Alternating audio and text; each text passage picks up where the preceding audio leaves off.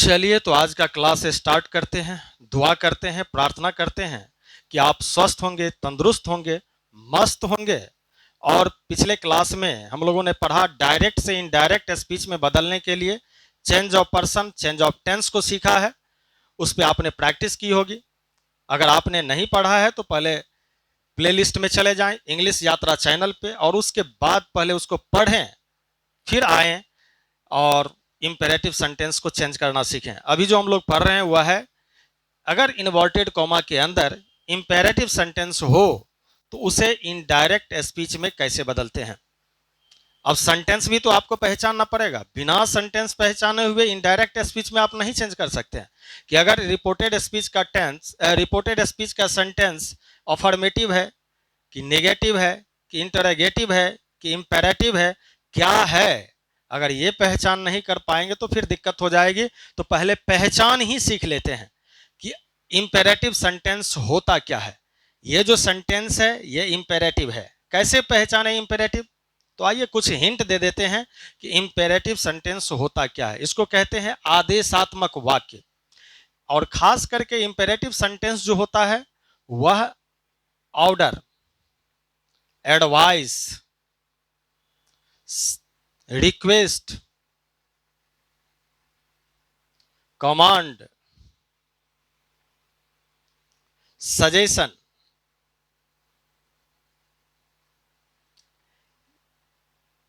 इसके मीनिंग को एक्सप्रेस करता है कि जिस वाक्य में आज्ञा हो, सलाह हो, सुझाव हो, आग्रह की गई हो, ऐसे सेंटेंस को हम क्या बोलते हैं? इंपेरेटिव सेंटेंस बोलते हैं। और इंपेरेटिव सेंटेंस का एक खास पहचान है कि इंपेरेटिव सेंटेंस जहां कहीं भी होगा यह हमेशा शुरू किससे होता है? V1 से शुरू होता है। यह खास पहचान है इंपेरेटिव का कि इंपेरेटिव सेंटेंस स्टार्ट जो होता है वह किससे शुरू होता है? V1 से स्टार्ट होता है। अब देखें इस सेंटेंस में जो bring a glass of water है, यहां ब्रिंग का अर्थ है लाना, एक गिलास पानी लाओ। इस सेंटेंस में ऑर्डर भी है। तो इस सेंटेंस में अगर ब्रिंग कह रहा है तो ब्रिंग सेंटेंस का वर्ब का पहला फॉर्म है, और सेंटेंस जो स्टार्ट हो रहा है वह V1 से स्टार्ट हो रहा है। अगर सेंटेंस V1 से स्टार्ट हो रहा है तो उसे हम इंपेरेटिव समझेंगे। तो इन्वर्टेड कॉमा के अंदर कौन सा सेंटेंस हो गया? इंपेरेटिव। या हो सकता है वह सेंटेंस V1 से स्टार्ट ना हो करके सेंटेंस किससे शुरू हो? डोंट, डोंट के बाद V1 का यूज किया गया हो। जैसे दूसरे सेंटेंस में देखें, डोंट के बाद क्या दिया गया है? V1 का यूज किया गया है। डोंट मेक अ नॉइज, हल्ला मत करो। इस सेंटेंस में भी क्या है? ऑर्डर का अर्थ है। हेल्प द पुअर, गरीबों की मदद करो। एडवाइस का मीनिंग दे रहा है। टेक मेडिसिन इन टाइम, दवा समय पर लो, यह क्या है? एडवाइस का अर्थ है। तो जिस सेंटेंस का मीनिंग किस चीजों को एक्सप्रेस करता है? ऑर्डर, एडवाइस, रिक्वेस्ट, कमांड और सजेस्ट, तो उसे हम इंपेरेटिव की कैटेगरी का कहते हैं। लेकिन याद रखना है कि इंपेरेटिव सेंटेंस जो स्टार्ट होता है वह V1 से होता है। भला ही उसमें एडवाइस का मीनिंग हो, लेकिन अगर वह V1 से स्टार्ट नहीं हो रहा है तो वह इंपेरेटिव नहीं होगा। जैसे अगर इस तरह के एग्जाम्पल को दे दिया जाए कि you should help the poor, आपको गरीबों की मदद करनी चाहिए। इस सेंटेंस में मीनिंग क्या है? एडवाइस का मीनिंग है। सेंटेंस में मीनिंग किसका है? एडवाइस का है। अगर यह एडवाइस का है तो इस सेंटेंस को क्या होना चाहिए? इंपेरेटिव होना चाहिए। लेकिन यह इंपेरेटिव नहीं है। क्यों नहीं है? क्योंकि कुछ देर पहले हम लोगों ने पढ़ा है कि इंपेरेटिव सेंटेंस जो स्टार्ट होता है वह किससे स्टार्ट होता है? V1 से स्टार्ट होता है। और यू सेंटेंस में क्या है? सब्जेक्ट है। यू क्या है? प्रोनाउन है। और यह सेंटेंस प्रोनाउन से स्टार्ट कर रहा है। हाँ, अगर इसमें से यू शुड को हटा दिया जाए और सिर्फ कहा जाए हेल्प द पुअर, अब यहां जो हेल्प है यह V1 हो गया, यह सेंटेंस इंपेरेटिव होगा। लेकिन you should help the poor imperative नहीं होगा, जबकि दोनों में एडवाइस का मीनिंग है। तो ये बातें याद रखनी है। ये नहीं कि सिर्फ मीनिंग को देखा और कह दिया कि यह इंपेरेटिव है, ऐसा नहीं। इंपेरेटिव की पहचान क्या है? कि सेंटेंस किससे स्टार्ट होनी चाहिए? V1 से स्टार्ट होनी चाहिए। या सेंटेंस में क्या हो सकता है? प्लीज, काइंडली का यूज हो सकता है। यह भी बात है कि सेंटेंस में कहीं पे या तो प्लीज होगा या कहीं काइंडली का यूज हो सकता है। जैसे इस सेंटेंस में देखें, प्लीज का यूज किया गया है। प्लीज क्या है? रिक्वेस्ट करने की बात कर रही है सेंटेंस के अंदर। तो अगर रिक्वेस्ट का मीनिंग दे रहा है और उसके बाद सेंटेंस में क्या है, V1 का यूज किया गया है, तो इंपेरेटिव होगा। हाँ, प्लीज सेंटेंस के स्टार्ट में भी हो सकता है या बाद में भी हो सकता है, ऐसे भी हम बोल सकते हैं। हेल्प मी प्लीज, ये भी हो सकता है। तो इंपेरेटिव का सबसे पहला जो बेसिक फंडा है वह क्या है कि सेंटेंस V1 से स्टार्ट होनी चाहिए। अब ये कभी कभी ऐसा होता है कि V1 से पहले कहीं कहीं एडवर्ब भी आ जाता है। जैसे इस सेंटेंस को देखें, कहा गया कि स्पीक द ट्रूथ, यह जो सेंटेंस है सत्य बोलो, स्पीक सेंटेंस का क्या है, V1 है, और इसी के पहले अगर हेलो एडवर्ब का यूज कर देते हैं, जैसे ऑलवेज, स्पीक द ट्रूथ, फिर भी यह इंपेरेटिव का होगा। क्यों? क्योंकि इसमें नहीं है। तो यहां पे जो है यह एडवर्ब आ गया, एडवर्ब के बाद V1 का यूज किया गया है। तो याद रखना है कि इंपेरेटिव सेंटेंस का पहचान हो गया कि सेंटेंस जो स्टार्ट करेगा वह किससे, V1 से। उम्मीद करते हैं इंपेरेटिव आप पहचान लेंगे कि अगर इन्वर्टेड कॉमा के अंदर सेंटेंस V1 से स्टार्ट हो रहा है, डोंट से स्टार्ट हो रहा है, या सेंटेंस के अंदर प्लीज काइंडली का यूज किया गया है, या सेंटेंस में हो सकता है कि पहले एडवर्ब का यूज किया गया हो उसके बाद V1 का यूज किया गया हो, तो वह इंपेरेटिव के कैटेगरी का होगा। अब पहचान लेंगे, उसके बाद रूल्स के तरफ हम आएंगे कि इसको इनडायरेक्ट स्पीच में हम बदलते कैसे हैं। पहले आप इसको नोट कर लें, उसके बाद आगे बढ़ें।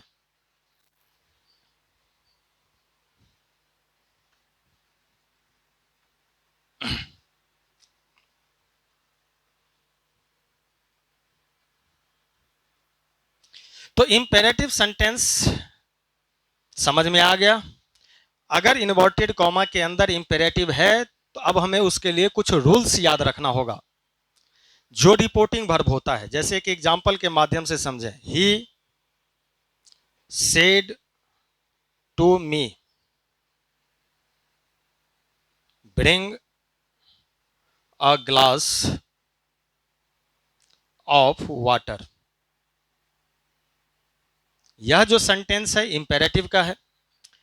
अब इस सेंटेंस में जो रिपोर्टिंग वर्ब है, रिपोर्टिंग वर्ब कहाँ है, ये पिछले क्लास में हम लोगों ने पढ़ा था।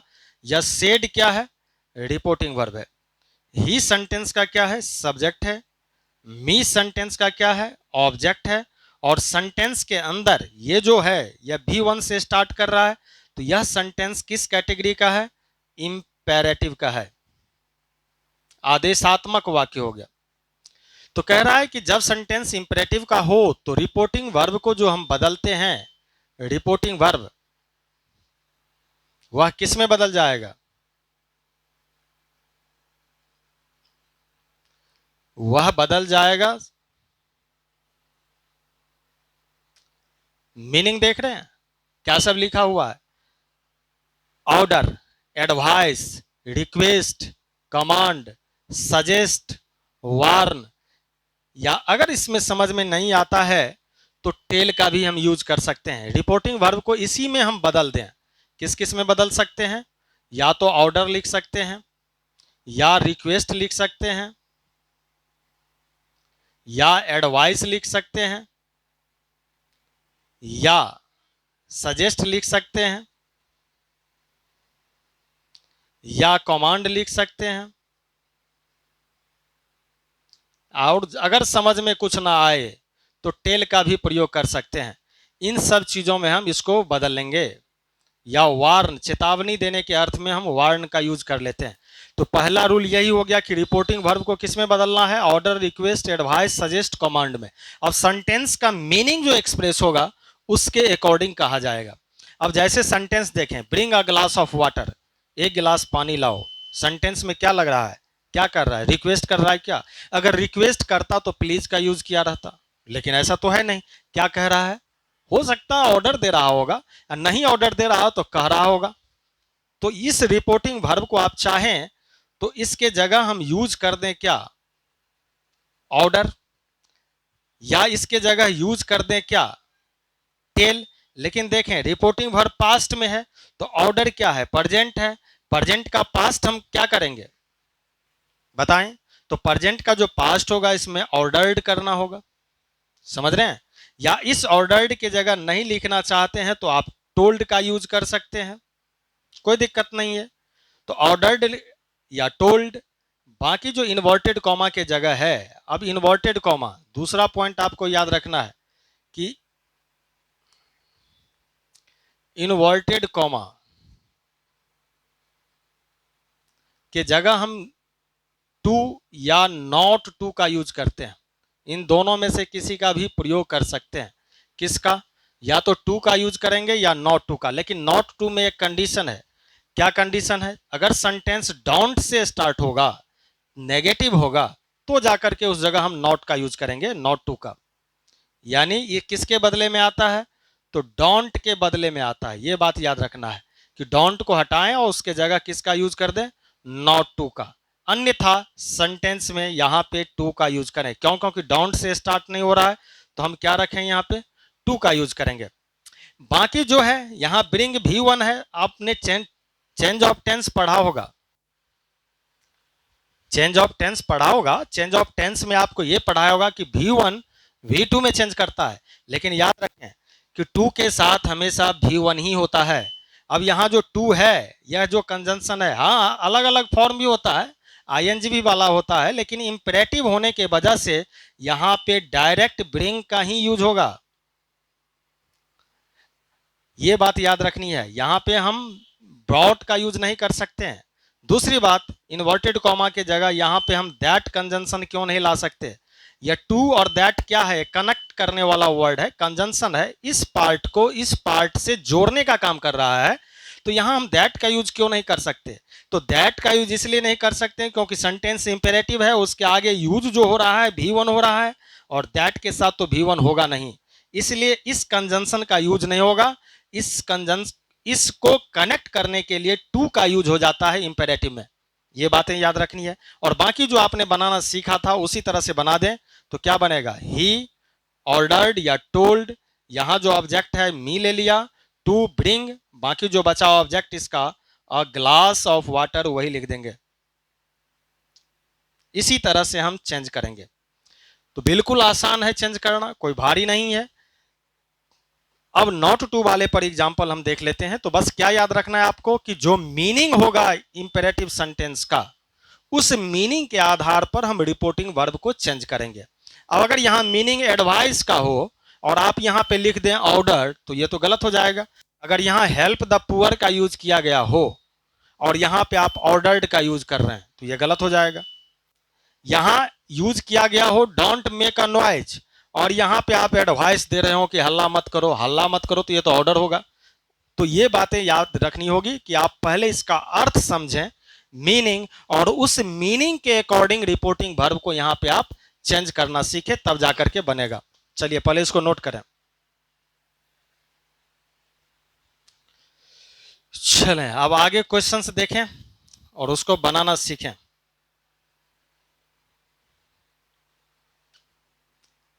तो क्या सीखा आपने? आपने यही सीखा कि रिपोर्टिंग वर्ब को उसके मीनिंग के अकॉर्डिंग हम चेंज करते हैं। Order, advice, request, command, suggest, ask, tell, इसमें बदलते हैं। और इन्वर्टेड कॉमा के जगह वह जो कनेक्ट करते हैं, क्योंकि इन्वर्टेड कॉमा का पार्ट अलग हो गया और उससे पहले का पार्ट अलग हो गया, इन दोनों पार्टों को हमें कनेक्ट करना होता है। तो जो कनेक्टर होगा ना, वह कनेक्टर उस V1 का जो कनेक्टर होता है वह टू हो जाएगा। यही रीजन है।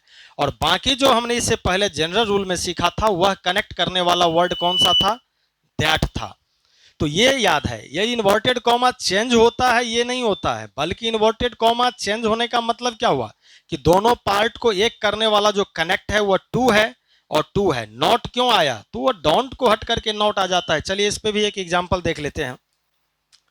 जैसे दिया रहेगा, he said to me don't cheat anybody. इस सेंटेंस को देखें। और दूसरा सेंटेंस है, he said to me don't make a noise. दोनों सेंटेंस को आप बनाएं। चलिए बनाना शुरू करें, उसके बाद हम आगे बताएं।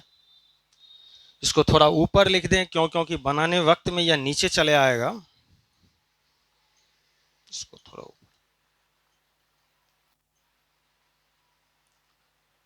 He said to me, don't make a noise। अब बनाइए। तो पहला सेंटेंस देखते हैं कि डोंट चीट एनीबॉडी, किसी दूसरे को मत ठगो। सेंटेंस का क्या है? एडवाइस का मीनिंग है, दूसरे को हमें नहीं ठगना चाहिए, ये एडवाइस हो गया। तो इस सेंटेंस में यह कौन सा है? एडवाइस है। यह एडवाइस इंपरेटिव के कैटेगरी का वर्ड हो गया। और जैसे ही एडवाइस इंपरेटिव का हुआ तो यहां जो रिपोर्टिंग वर्ब है, इस रिपोर्टिंग वर्ब को हम किस में बदल दें? आपको मीनिंग पता है कि यह सेंटेंस का मीनिंग क्या दे रहा है? एडवाइस दे रहा है। तो यहां पे आप ऑर्डर का यूज ना करें, लिखें एडवाइज्ड, उसके स्पेसिफिक फॉर्म को लिखें। फिर भी समझ में नहीं आ रहा है तो टोल्ड का यूज कर दें, टेल का यूज कर दें। रिपोर्टिंग वर्ब पास्ट में है तो टोल्ड लिख दें। नहीं, अगर समझ में आ रहा है तो अच्छी बात है, ही, और यहां पे हमने लिखा एडवाइज्ड। अगर एडवाइज्ड समझ में नहीं आ रहा है तो यहां पे हम टोल्ड का भी यूज कर सकते हैं जनरल फॉर्म में। उसके बाद क्या है? मी। अब यहां पे बताइए कि यह सेंटेंस क्या है? नेगेटिव इंपरेटिव है। तो यहां जो कनेक्टर होगा हमारा, यह किस में बदलेगा? टू में तो बदलेगा ही, लेकिन डोंट के वजह से यह आ जाएगा नॉट टू। तो ही एडवाइज्ड या मी या he told me not to, और बाकी जो सेंटेंस है वही हो जाएगा चीट एनी बॉडी, ये हो जाएगा।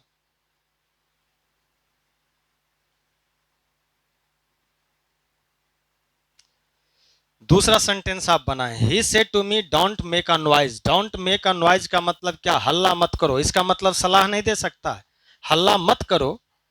या क्या दे सकता है? आदेश तो दे सकता है या कह सकता है। तो यहां एडवाइस का यूज ना करके इस रिपोर्टिंग वर्ब के जगह हम यूज करेंगे किसका? ऑर्डर का। तो हो जाएगा ही ऑर्डर्ड। ये भी नहीं समझ में आता है तो कोई दिक्कत नहीं है, टोल्ड ही लिख दें, ही ऑर्डर्ड मी। अब फिर यहां पे ये दोनों को डोंट के बदले नॉट और कनेक्ट करने के लिए टू, और टू के बाद जो भी वन आएगा तो ये इन्फिनेटिव के फॉर्म में चेंज हो जाएगा, मेक और नॉइज हो जाएगा। इस तरह से हम बना सकते हैं। तो ही ऑर्डर्ड या told me not to make a noise. जब सेंटेंस में प्लीज काइंडली का प्रयोग किया गया हो तो प्लीज काइंडली को हम क्या करते हैं? हटा देते हैं। प्लीज काइंडली को हटा के उसके बाद सेंटेंस को चेंज करते हैं। जैसे उस पर आधारित भी एग्जांपल्स देख लें, पहले आप इसको नोट कर लें उसके बाद आगे बढ़े। चलिए नोट कर लिए।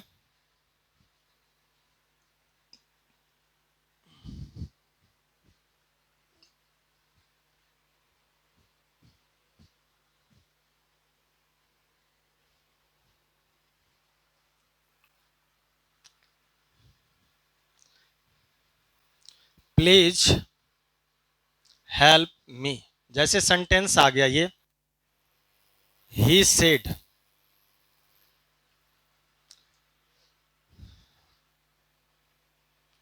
ही सेड टू मी।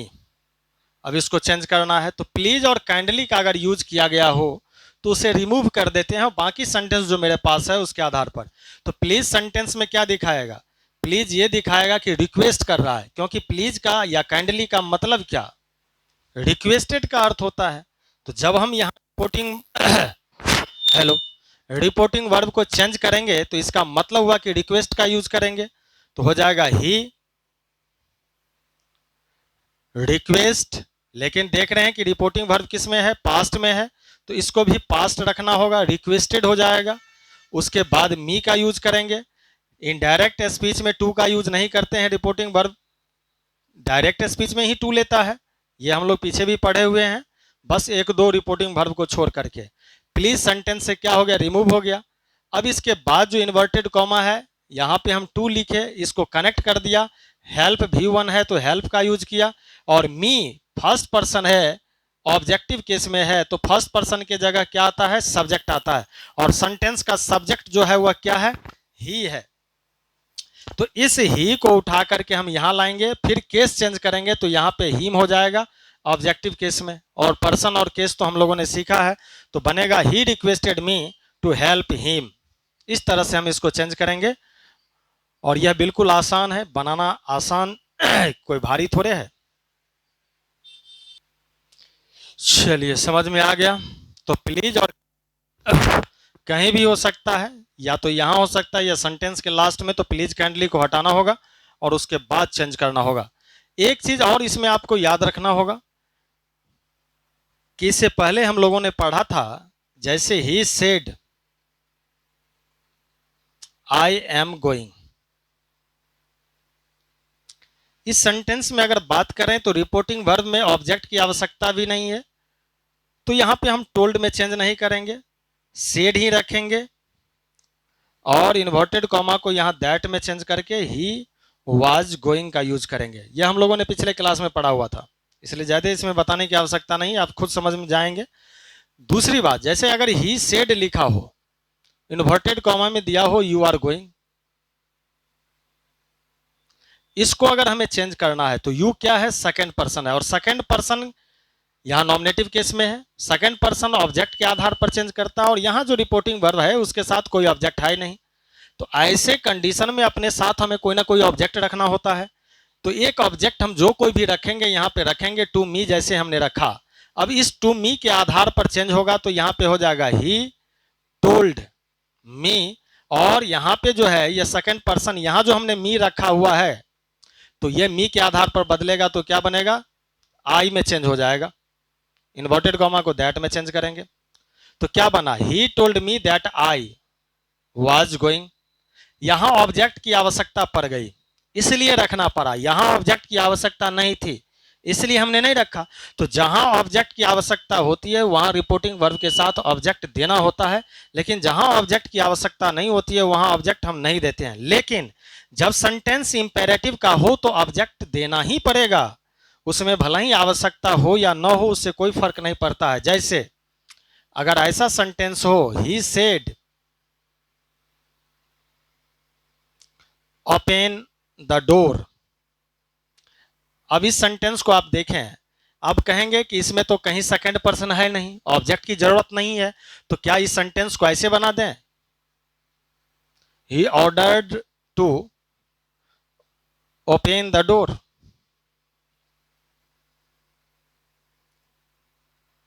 या ही टोल्ड, ऐसे लिख सकते हैं क्या, नहीं। क्यों, क्योंकि अगर सेंटेंस इंपेरेटिव का है और रिपोर्टिंग वर्ब के साथ ऑब्जेक्ट नहीं दिया है और जरूरत भी नहीं है, फिर भी जब इनडायरेक्ट स्पीच में हम चेंज करेंगे तो उसके जगह कोई ना कोई ऑब्जेक्ट देना होगा, तब जाकर के वह सेंटेंस करेक्ट होगा। ऐसा क्यों होता है, क्योंकि इंपेरेटिव सेंटेंस में जो रिपोर्टिंग वर्ब, यानी जो रिपोर्टिंग वर्ब जो कहेगा, कहने वाला स्पीकर जो कहेगा वह सामने वाले व्यक्ति को कहेगा, तो वहां कोई ना कोई तो पर्सन होना चाहिए, वहां किसको कहेगा। तो कहने का मतलब ये हुआ कि इंपेरेटिव सेंटेंस तो ऐसा नहीं है कि सामने में व्यक्ति ना हो और कहे दरवाजा खोल दो, घर पे व्यक्ति बैठा हो और यहां से कहे कि दरवाजा खोल दो, कैसा होगा क्या, वह कहेगा किसको, तो जो सामने में होगा, तो कोई ना कोई ऑब्जेक्ट वहां होगा तभी जाकर के कहेगा कि दरवाजा खोलो, पानी लाओ। ऐसा तो नहीं है कि किसी को कह दे या अपने मन से बोलने लगेगा। समझ में आ रहा है ना, तो कोई ना कोई ऑब्जेक्ट की आवश्यकता इसलिए होती है क्योंकि सेंटेंस क्या होता है, इंपेरेटिव का होता है। तो यहां ऑब्जेक्ट आपको पहले देना होगा, उसके बाद सेंटेंस को चेंज करना होगा, तो कोई ऑब्जेक्ट दे दें। अब कोई ऑब्जेक्ट दे दें तो जैसे अगर मान लीजिए आपने रख दिया ही, सेड के बदले क्या रखा, यहाँ सेड के आगे क्या रखा, मी रख दिया, तो यहाँ पे ही टोल्ड मी लिख सकते हैं, या इस टोल्ड के जगह ऑर्डर्ड का यूज कर सकते हैं। तो ही टोल्ड या ordered me to open the door. तो अगर कोई सेंटेंस इंपेरेटिव का हो तो रिपोर्टिंग वर्ब के साथ ऑब्जेक्ट देना आवश्यक होता है। और यह ऑब्जेक्ट आपने कहां से रखा है? अपने तरफ से। यहां पे जो टू मी रखा है या कोई भी रख सकते हैं, समझ में आ रहा है? तो ये ऑब्जेक्ट रख करके तब इंपेरेटिव सेंटेंस को आप चेंज करेंगे। अब इंपेरेटिव सेंटेंस में कुछ इम्फैटिक का फंक्शन भी होता है, उस चीजों को भी सीख लेते हैं, उसके बाद बनाना सीखेंगे।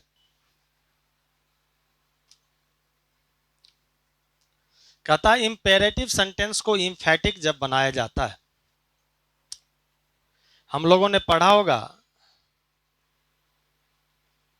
इम्फैटिक में हम यूज करते हैं किसका? वर्ब डू का।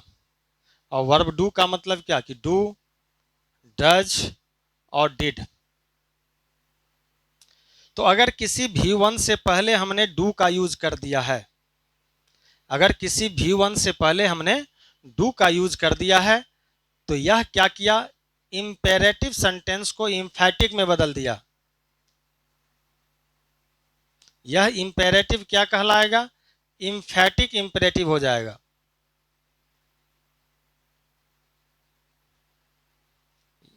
तो यह अगर इम्फैटिक इंपेरेटिव हुआ तो ऐसे कंडीशन में आप देख लेना, V1 के पहले अगर डू है तो डू को इनडायरेक्ट स्पीच में हम हटा देंगे और उसके बाद चेंज करेंगे।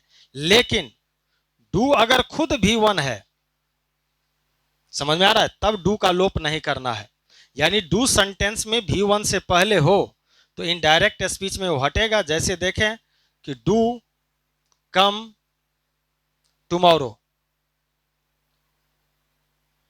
अब इस सेंटेंस में अगर हम बात करें तो कम क्या है? V1 है।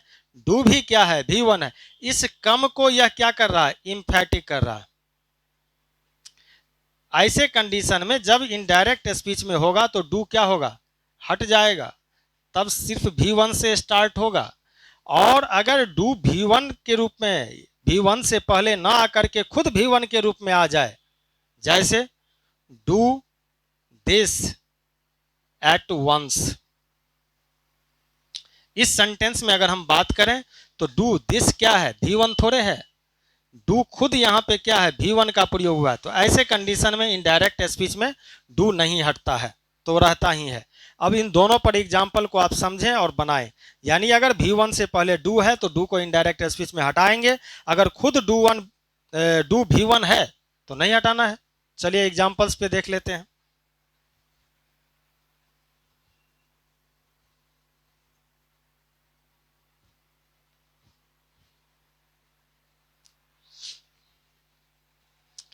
चलिए दोनों सेंटेंस में आप अंतर देखें क्या है। जैसे कह रहा है कि he said to me do come tomorrow.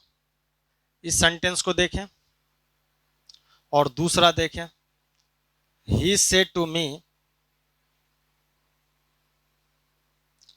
Do this at once. इस सेंटेंस में अगर हम बात करें तो कम क्या है? V1 है। यहां जो डू का यूज किया गया है, इस V1 को इम्फैटिक करने के लिए किया गया है। तो जब किसी भी V1 के पहले डू का यूज हो तो इनडायरेक्ट स्पीच में इसका यूज नहीं होगा। लेकिन यहां जो डू है यह दिस के पहले, क्योंकि दिस क्या है? V1 तो होता नहीं है, यह खुद क्या है? V1 है। तो यह खुद अपने आप में इंपेरेटिव है। समझ में आ रहा है? अगर यह V1 से स्टार्ट है तो यह खुद अपने आप में क्या है? इंपेरेटिव है, यह इम्फैटिक नहीं है। तो कैसे पहचाने? अगर V1 के पहले डू हो तो इनडायरेक्ट स्पीच में डू का यूज नहीं करना है। लेकिन अगर खुद डू V1 के रूप में आ गया तो उसका प्रयोग करना है। क्यों? क्योंकि यहां पे जो कनेक्ट हमने किया था कंजंक्शन इन्वर्टेड कॉमा को हटा करके टू, तो टू के साथ हमें V1 तो रखना पड़ेगा ना। अगर टू के साथ आपने डू नहीं रखा, सीधे डायरेक्ट दिस का यूज किया तो ये तो गलत होगा। टू दिस थोड़े होगा, टू डू दिस, ये डू तो रखना पड़ेगा यहाँ पे, और यहां दिस का दैट हो जाएगा। समझ में आ रहा है? लेकिन यहां पे ऐसा नहीं कर सकते टू डू कम, ये डायरेक्ट हम नहीं, एक भी वन यहाँ एक भी वन ऐसा नहीं होगा, इसलिए यहां से डू हट जाएगा। चलिए बना करके देखें इसको, क्या बनेगा, ही टोल्ड। अगर आप समझ में आ रहा है तो यहां पे हम रिक्वेस्टेड का भी प्रयोग कर सकते हैं।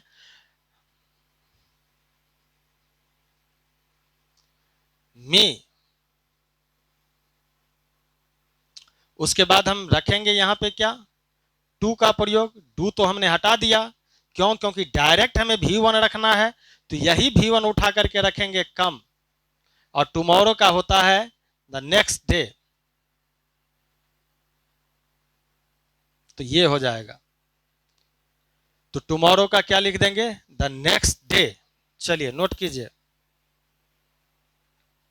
दूसरा बनाइए। दूसरा क्या होगा, ही टोल्ड, या डू दिस एट वंस, इसे एक ही बार में करो, ऑर्डर्ड भी हो सकता है सेंटेंस का मीनिंग। मी, और यहां पे टू, और इसके साथ आ जाएगा डू। दिस का जो होता है वो दैट हो जाता है, एट वंस। अब टुमारो का नेक्स्ट डे, दिस का दैट, दिस का दोज, ये हम लोगों ने अदर वर्ड्स में इसको पढ़े हैं, इसको याद रखना है आपको। चलिए इसको नोट कीजिए, समझ में आ गया होगा। तो कब डू हटेगा कब डू नहीं हटेगा, ये बातें याद रखना है। जब इंपेरेटिव को इंफैटिक करने के लिए डू का प्रयोग किया गया हो तो डू का यूज इनडायरेक्ट स्पीच में नहीं करना है। लेकिन अगर डू का प्रयोग मेन वर्ब से पहले न हो करके खुद मेन वर्ब के रूप में किया गया हो, वह V1 के रूप में किया गया हो, तो इनडायरेक्ट स्पीच में डू का यूज होगा। अब मैं कुछ क्वेश्चंस लिखने जा रहा हूं, उस क्वेश्चंस को हम लोग सॉल्व करेंगे और उसके बाद आगे देखेंगे। चलिए तब तक मैं इसे रोक दूं, तब तक वीडियो को रोक करके क्वेश्चन लिख दूं।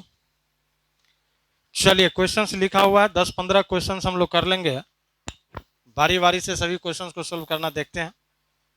ही सेंटेंस में क्या हो गया, सब्जेक्ट हो गया, सेड क्या है, रिपोर्टिंग वर्ब है। और हम लोगों ने पढ़ा था कि जब इन्वर्टेड कॉमा के अंदर किसी नॉन के साथ कॉमा आता है तो इसका मतलब वह जो केस है वह वर्क्टिव केस में चला जाता है, और उस वर्क्टिव केस को हम उठा करके रिपोर्टिंग वर्ब का ऑब्जेक्ट बना देते हैं। यानी ये जो मोहन वर्ड है ये कहाँ चला आएगा, बाहर, इस रिपोर्टिंग वर्ब का ऑब्जेक्ट बन जाएगा। तो बचा क्या, स्विच ऑफ द टीवी, तो क्या बनेगा, यह बनेगा ही टोल्ड या ऑर्डर्ड, जो लिखना है लिखिए, टोल्ड ऑर्डर्ड मोहन। अब यहां पे हम यूज करेंगे टू का, क्यों, क्योंकि आगे का जो सेंटेंस है वह किससे स्टार्ट हो रहा है, V1 से। अब V1 से स्टार्ट हो रहा है तो यह सेंटेंस क्या होगा, इंपेरेटिव होगा। तो बाकी सभी सेंटेंस को हम वैसे ही लिखेंगे, ऑफ द टेलीविजन, ये हो गया। The doctor said to me take medicine in a time, doctor ने कहा कि दवाई समय पर लो। तो यह जो सेंटेंस है वो क्या है, एडवाइस का मीनिंग एक्सप्रेस कर रहा है, और एडवाइस इंपरेटिव है, V1 से स्टार्ट हो रहा है। तो क्या बनाएंगे, द डॉक्टर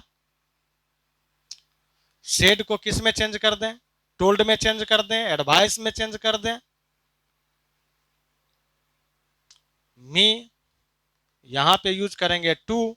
अब बाकी जो सेंटेंस है उसको वैसे का वैसे ही रख दें, take medicine in time. Next देखें, माई सन सेड टू मी, माई सन क्या हो गया, सब्जेक्ट, सेड क्या हो गया, रिपोर्टिंग वर्ब, मी ऑब्जेक्ट, और सेंटेंस में प्लीज है तो इसका मतलब हो गया रिक्वेस्ट करेगा। तो माई सन रिक्वेस्टेड मी, नहीं समझ में आता है तो रिक्वेस्टेड के जगह टोल्ड लिख दें। फिर यहां पे हम टू का यूज करें, बाकी जो है बाय। अब मी जो है पर्सन, पर्सन तो बदलेगा, टू के साथ ना V1 होता है यहाँ पे, लेकिन पर्सन तो बदलेगा। मी है फर्स्ट पर्सन, ऑब्जेक्टिव केस में है, तो इसके जगह सब्जेक्ट आएगा, और सब्जेक्ट सेंटेंस में क्या है, माई सन है। और माई सन का यहाँ माई सन नहीं लिख सकते, मेरा बेटा, यानी ही। ही के अकॉर्डिंग यह फंक्शन करेगा, और ही के अकॉर्डिंग अगर फंक्शन करेगा तो ही का जो ऑब्जेक्टिव केस होता है वह होता है हिम, तो बाय हिम अ कार, ये हो जाएगा। इस तरह से बनाएंगे। अगला सेंटेंस बनाइए आप। द टीचर टोल्ड अस, यहां पे जो रिपोर्टिंग वर्ब है ऑलरेडी टूटा हुआ है, तो ऐसा नहीं कि टोल्ड को आप सेड में बदल दें। अक्सर स्टूडेंट को देखते रहते हैं कि अगर पहले से वह टोल्ड का यूज किया गया है तो नीचे लिखने वक्त में लिख देता है सेड। ऐसा नहीं होगा, सेड का टोल्ड होता है लेकिन टोल्ड का सेड नहीं करेंगे हम। तो यह पहले से ही क्या है, ऑलरेडी यह टूटा हुआ है, तो डायरेक्ट लिखेंगे द टीचर टोल्ड अस। अब यहां पे बताइए क्या यूज करें, दोनों को हटा करके हम लिखेंगे नॉट टू, अब बाकी जो है वही होगा। एक चीज और हम बता दें कि कभी कभी हम इस टोल्ड के जगह फॉर बीड का भी प्रयोग करते हैं, फॉर बीड। चलिए उसको चीजों को भी समझ लेते हैं। अगर नॉट टू का यूज नहीं करना चाहते हैं तो एक और ऐसा रिपोर्टिंग वर्ब है जिसके जगह हम क्या यूज कर सकते हैं, फॉर बीड का यूज कर सकते हैं। प्रोहिबिटेड के अर्थ में हम फॉर बीड का यूज करते हैं, मना करने के अर्थ में। जैसे he said to me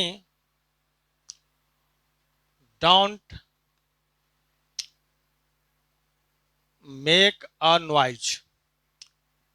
अगर आप चाहते हैं कि इसके जगह इस रिपोर्टिंग वर्ब को फॉरबिड में बदलें तो डोंट वाला जो भी सेंटेंस होता है, डोंट से स्टार्ट जो भी होता है ना, तो उसका जो रिपोर्टिंग वर्ब होता है उसको हम फॉरबिड में चेंज करते हैं।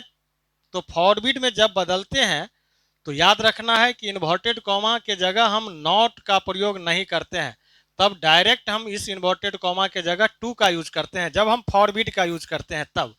ये बातें खाली याद रखनी है।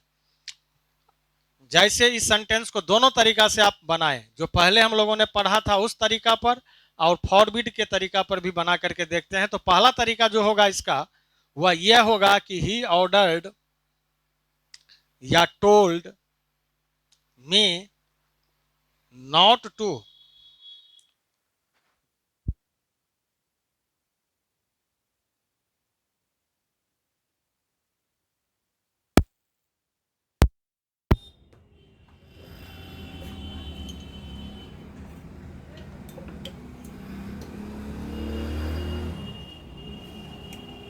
चलिए लाइट डिस्टर्ब हो गया, तो ये पहला तरीका तो ये हो गया not to make a noise. दूसरा तरीका क्या हो सकता है इसका, दूसरा तरीका ये हो सकता है इसी सेंटेंस को इनडायरेक्ट में बदलने के लिए ही अब इस सेड के जगह हम लिख सकते हैं फॉर बेड, क्योंकि फॉर बीड का सेकेंड फॉर्म जो होता है वह फॉर बेड होता है। तो यहाँ पे फॉर बेड हो जाएगा, फॉर बीड तो हो गया V1 और सेड यहाँ पे क्या है V2 है ना, तो इसको फॉर बेड में चेंज कर देंगे। उसके बाद हम लिखेंगे मी। बस यहाँ पे अब क्या होगा, इस डोंट के जगह यहाँ पे जो नॉट टू का यूज करते थे अब यहाँ पे नॉट का यूज नहीं होगा, फॉरबिड हो जाने के वजह से डायरेक्ट यहाँ पे टू लगेगा, अब मेक अ नॉइज हो जाएगा। तो बस यही अंतर है कि हम ही forbid me to make a noise ऐसे करके भी चेंज कर सकते हैं। अगर फॉरबिड का प्रयोग किया तो नॉट का प्रयोग नहीं करना है, नहीं तो अगर बाकी जो रिपोर्टिंग वर्ब हमने लिया है तो उसके जगह हम नॉट का प्रयोग करेंगे डोंट वाले सेंटेंस में।